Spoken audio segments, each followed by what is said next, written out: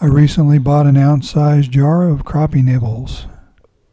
Today I'm going to show you how I use them to catch bait fish.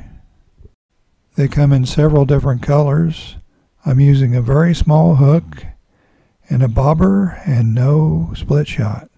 I'm going to start with 2 of them, and I quickly found out that I only needed 1. I have to admit that I haven't really been using Crappie Nibbles very long, but I like what I see from them so far. Here I'm catching green sunfish that are just about the right size to use for bait. Before you go out and do this, be sure to know your local laws. Every state has their own laws on fishing, and every state is a little bit different. In most cases, you want to use your bait where you caught your bait. You don't want to accidentally move an invasive species from one lake to another or one river to another, so please use them where you catch them if it's legal to do so.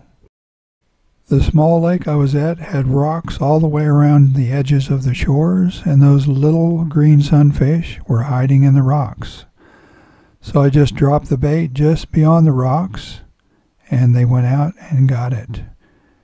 As you can see, the bobber lays flat on the surface, and any time the tip of the bobber moved a little bit, I knew I had a bite. And in some cases, I could actually see the bait still under the bobber. So when the bait disappeared, I knew a fish had it. I've used Crappie Nibbles combined with a jig also, and they work pretty well for that too. I can't say for sure that you get more bites with a Crappie Nibble on a jig, but I do think it makes the fish hold on just a little bit longer.